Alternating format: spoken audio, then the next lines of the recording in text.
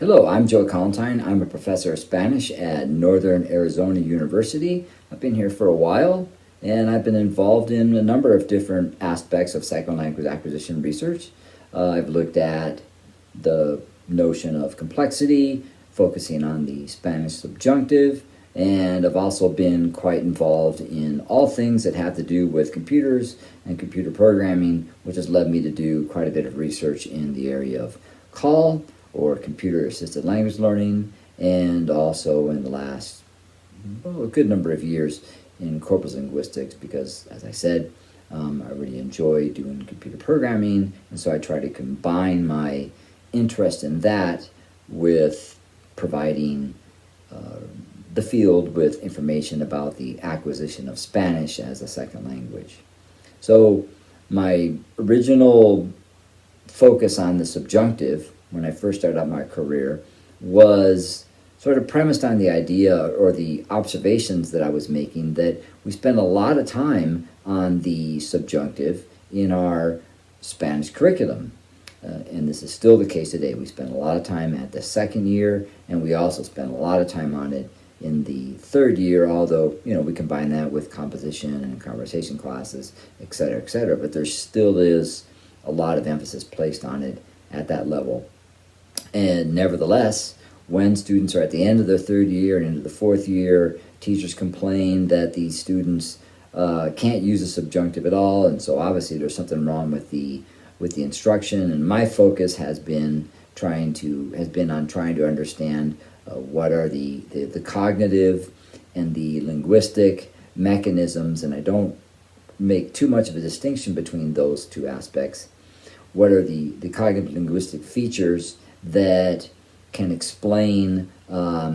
what is difficult about the acquisition of subjunctive for Spanish learners, and what is possible at different levels of instruction, or at really we would say at different points in their development. So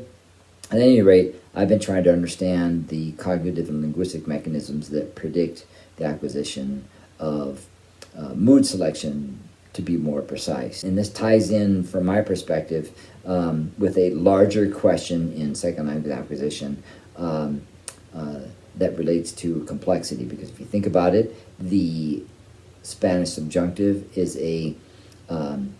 morphologically and semantically complex linguistic item, and people who are interested in, for example, task-based language acquisition or task-based language teaching,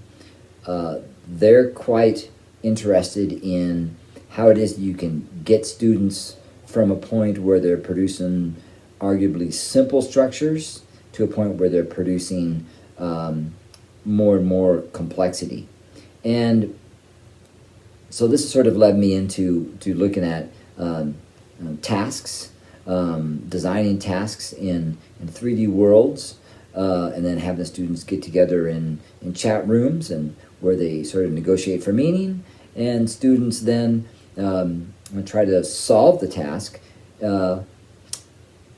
from my own research perspective, what I do is that I take those interactions that students have in those chat rooms and I analyze it using corpus linguistic tools. Stepping back for a second to this notion of complexity, in task-based TBLT research, the models that researchers tend to use in looking at complexity are highly influenced by the target language that is most often studied, and that is English.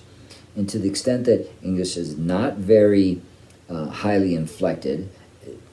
not anywhere near it doesn't have anywhere near the amount of inflection that students have to master when you compare it to languages such as Spanish or Portuguese or German. And at any rate, the models that are used do not reflect, or we could maybe put it in more general terms and more concrete terms, do not give students credit for having learned things such as gender agreement and making sort of long distance or cross clause agreement that, for instance, basically is what the subjunctive tends to be. I think that where at least Spanish second language acquisition research and also I should say German and Portuguese research can provide really good guidance to our goal of understanding second language acquisition in general is sort of feeding into or providing input into this larger discussion that's going on in the field in what it is that constitutes linguistic complexity given the target language that the student is studying, and also how complexity depends on the particular cognitive requirements that any given language places on students, because you can't divorce the production of grammar and lexis as well from the cognitive requirements or the cognitive processes that go on when students are reading that language, that target language, or even trying to produce it. At any rate, if you have any questions,